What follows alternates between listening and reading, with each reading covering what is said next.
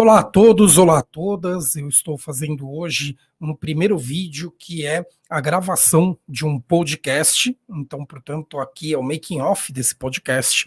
Eu vou ler o texto que eu escrevi e vocês vão acompanhar aí essa gravação, acabam aproveitando o texto também. Esse vídeo, ele vai tanto para o canal Rádio da Escola, que é o novo canal do YouTube do Escola de Direito, que é voltado exatamente para os vídeos do podcast, quanto para o Sem Gravata, que é meu outro canal, tendo em vista que o Rádio da Escola ainda é muito pequeno, assim, quem sabe, acaba divulgando ele para que vocês se inscrevam também lá no Rádio da Escola. Certo, gente? Então, vou começar aqui a leitura do artigo e depois edito tudo para virar um podcast para vocês e será colocado em todas as plataformas. Vou começar aqui, então, a minha leitura. Olá a todos, eu sou Felipe Mendonça, advogado, professor de Direito Constitucional. Bem-vindos ao podcast da Escola de Direito, canal multiplataforma que leva conteúdo de qualidade para vocês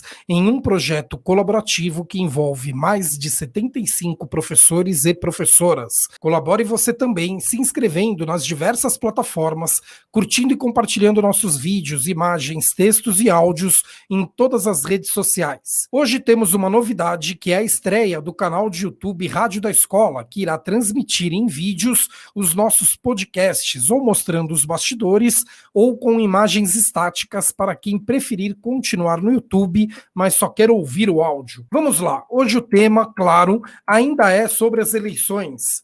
Vou fazer uma análise jurídica constitucional de um problema sério que temos, que são os frequentes crimes eleitorais cometidos por quase todos os candidatos, principalmente dos cargos mais importantes, mas que depois são relativizados pelo Tribunal Superior Eleitoral, o TSE. E há aqui uma questão grave, pois esses crimes nem sempre são relativizados quando o candidato é perdedor ou quando o cargo que concorre é pequeno, tipo vereador de município de até 15 mil eleitores. Ao mesmo tempo, há um paradoxo da necessidade de proteção da democracia constitucional e não permitir que todas as eleições sejam decididas no tapetão, ou seja, pelo judiciário. Sabe o que está acontecendo lá nos Estados Unidos, com Trump questionando os resultados das eleições por ser um péssimo perdedor, sem nenhum elemento real que justifique sua postura?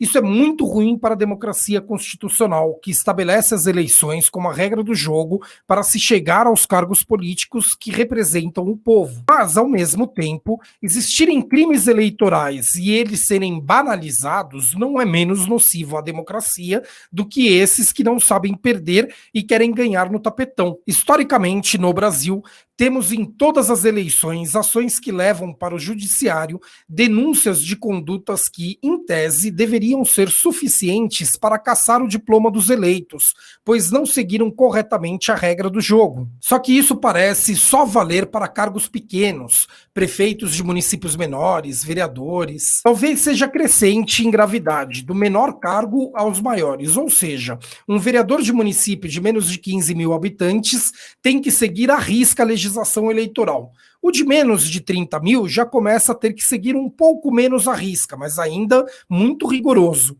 E quando chega aos candidatos aos cargos de deputados, senadores, isso já está bastante relativizado.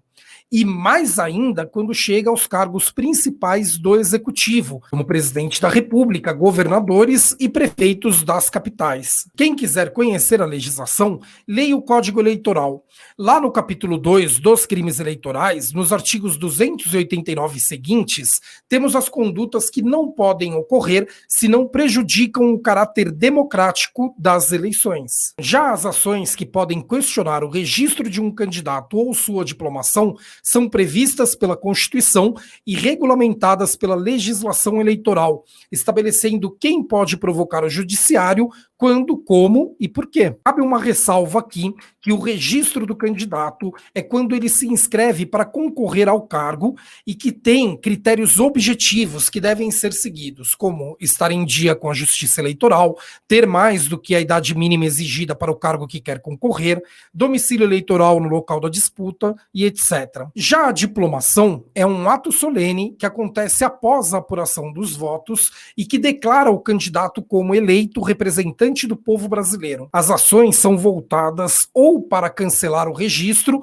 ou para cassar o diploma e, consequentemente, o mandato eletivo. Agora que acabamos de passar pelas eleições municipais, vamos começar a receber notícias de processos promovidos pelos perdedores, questionando atos irregulares, ilegais e até mesmo criminosos dos vencedores. E a questão fica na linha tênue entre isso ser uma amostra da incapacidade de péssimos perdedores admitirem a derrota ou de realmente vitoriosos terem se valido de meios irregulares, ilegais e até mesmo criminosos para se elegerem. A lei em si é clara e não teria uma divisão tênue entre dever cassar o mandato de quem foi eleito de forma irregular ou não cassar e permitir que ocupe o cargo eletivo. Mas como cassar o mandato de um presidente da República eleito com a maioria absoluta dos votos por ele ter cometido crimes eleitorais como a disseminação de mentiras, as chamadas fake news? Imagina seus eleitores mais fanáticos como agiriam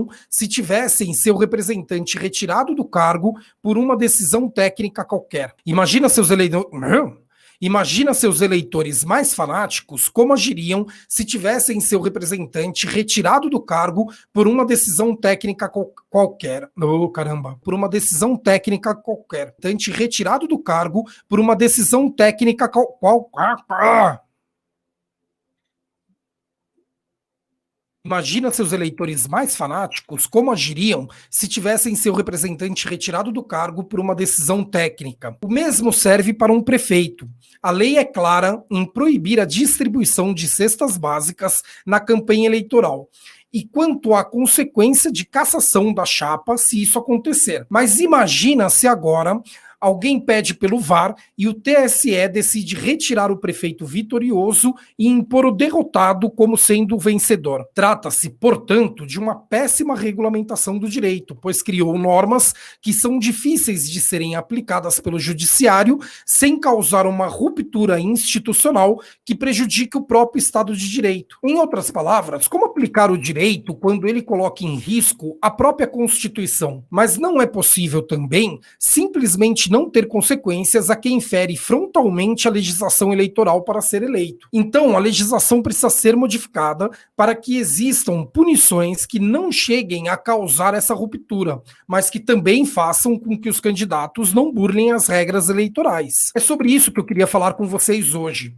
Temos que admitir as derrotas democráticas, sem dúvida alguma, mas também temos que buscar que quem tenha sido eleito ferindo a legislação eleitoral sofra alguma sanção, ainda que seja a política, que é a reprovação do povo, que depois se reflete nas urnas nas próximas eleições. E mais do que isso, precisamos lutar contra o direito A e o direito B.